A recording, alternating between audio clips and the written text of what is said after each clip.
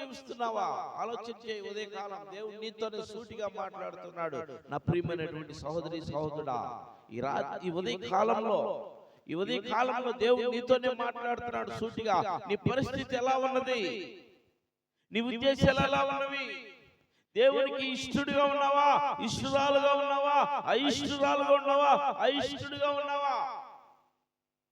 దేవుని కోసం ఆయన ఇదిగో తన ప్రజలను తానే రక్షించుకుంటానికి మనిషి కుమారుడిగా జన్మించాడు. ఆయన ప్రభువైన క్రీస్తు, యేసు క్రీస్తు. యేసు అనే పేరు ఆయనకి పెట్టబడింది. తన ప్రజలంట. ఎవరి కోసం ఆయన వచ్చింది? ఎవరి కోసం అండి? ఈ భూమి మీద ఉన్నటువంటి సర్వ మానవుల కోసం వచ్చాడు ఆయన. చంద్రమండలంలో ఉన్న వారి కోసం వచ్చాడా? సూర్యుడిలో ఉన్నటువంటి వారి కోసం వచ్చారా? సుక్కల్లో ఉన్నటువంటి వారి కోసం వచ్చాడా? ఎవరి కోసం వచ్చాడు? సముద్రంలో ఉన్నటువంటి వారి కోసం వచ్చాడా? ఎవరి కోసం వచ్చాడు ఆయన? భూమి మీద ఉన్న సర్వ మానవుల కోసం వచ్చాడు ఆయన. భూమి మీద ఉన్న సర్వ మానవులను రక్షించడానికి వచ్చాడు.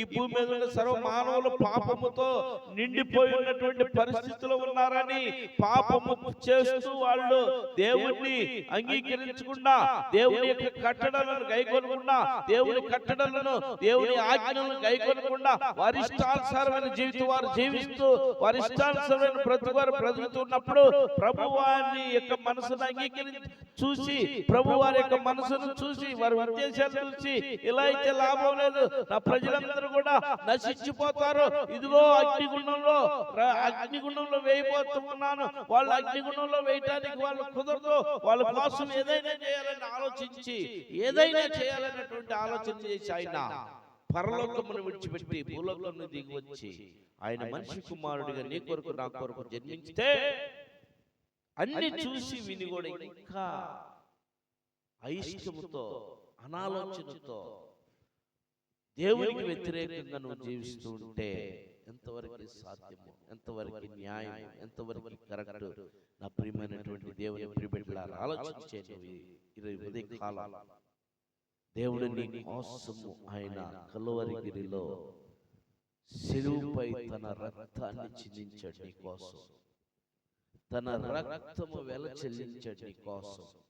నీ పాప దోషములను క్షమించడానికి యేసు రక్తము ప్రతి పాపమును నుండి విడిపించును.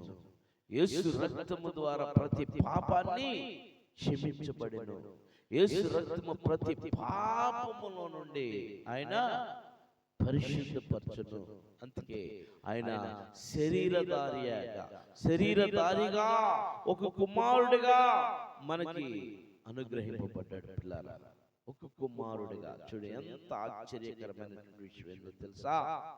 ఒక కుమారుడిగా ఆయన నీ కొరకు నా కొరకు తన్ను తాను తగ్గించుకొని ఈ భూమి మీద ఆయన జన్మించి, ఇదిగో నీ కొరకు నా కొరకు ఆయన శ్రమపడి సిలువేయబడి చనిపోయి తిరిగి మూడో దినం లేచి పరలోకములో నీ కొరకు నా కొరకు ఆయనంట సిద్ధపాటు చేస్తున్నాడంటే, ఏం సిద్ధపాటు?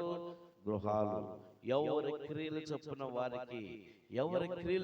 వారికి మంచి గృహాలు సిద్ధపాటు చేస్తున్నాడంట. ఒక డ్రైవరు, ఒక పాస్టర్ గారు ఉన్నాడంట. ఆ డ్రైవరు ఆ పాస్టర్ గారిని ప్రతి చోట మీటింగ్ అయితే తీసుకొని వెళ్ళి ఆయన ఆ స్టేజ్ కాడ దించి ఆ బండి పక్కన పెట్టుకొని ఆ కారులో డోర్ ఓపెన్ చేసుకొని మోకాళ్ళ మీద ప్రార్థన చేసేవంట. అయ్యా, నా సేవకుడు, నా యజమానుడు బాగుండాలయ్యా, నా సేవకుడు బాగుండాలయ్యా, నా సేవకుడు సంతోషంగా ఉండాలా, నా సేవకుడు ఇప్పుడు వాక్యం చెబుతుంటే